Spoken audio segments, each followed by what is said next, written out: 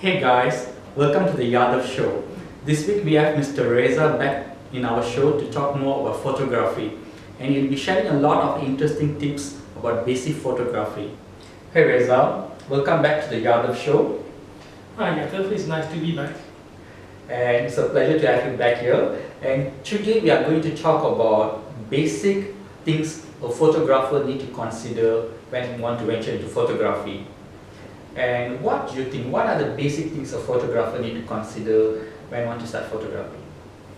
Okay, for the viewers out there, assume you're fairly new in photography. The most basic thing that you need to understand is exposure. It can break or make an image.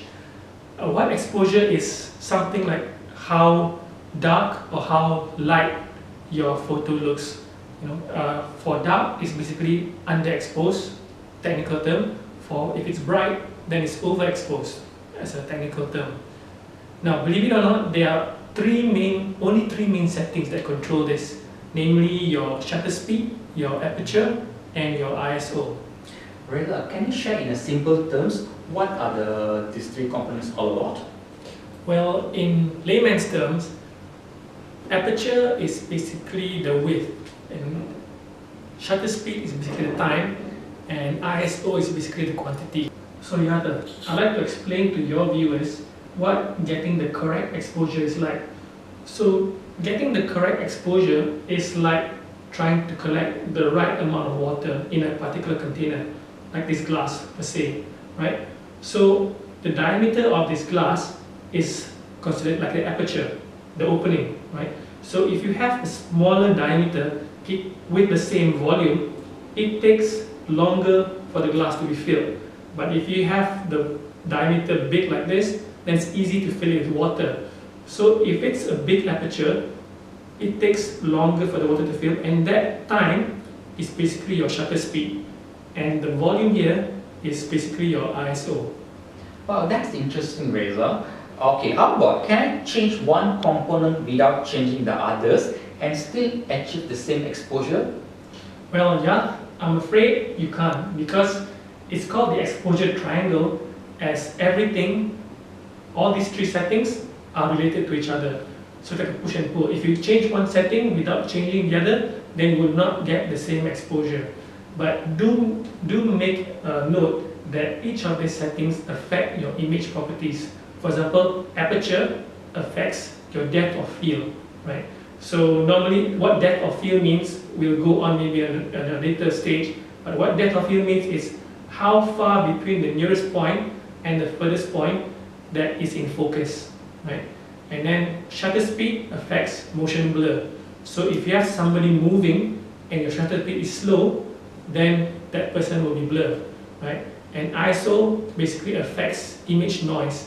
So normally sometimes if you see a picture, you see a lot of grains in it, like a TV grain. That means it has a very high noise, meaning your ISO could be very, very high and your camera is not sensitive enough.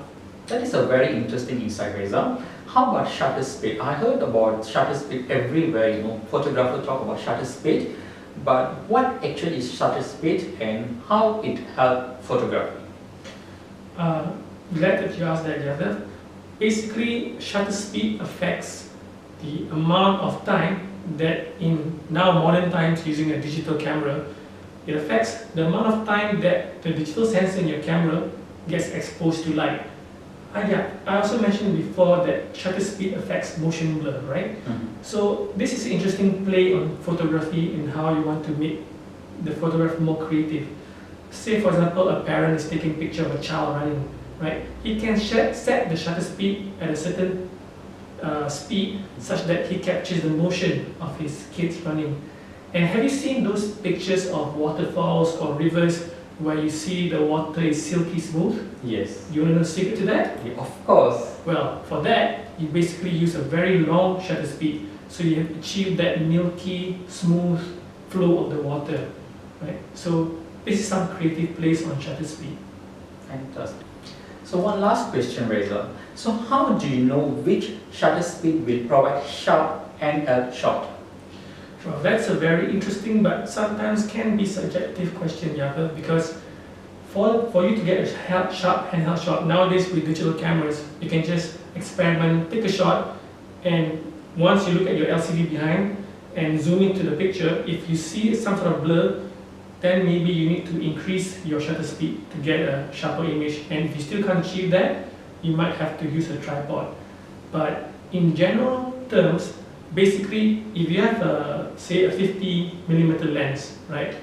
The general rule to start with is basically to use a shutter speed of 1/50, which is the length of the camera. So if using a telephoto zoom lens, normally those zoom lenses can be from 100mm to 200mm. So you probably need to use a 1/100 or 1/200 to start off, because any slower than that, then you might end up in a blurred picture. Interesting. Thank you, Reza, for being part of Yathav today. To viewers out there, to learn more about photography, don't forget to subscribe to my YouTube channel and like my Facebook page. And also, follow me in my Instagram. I'll give the link in the description below. See you in my next video.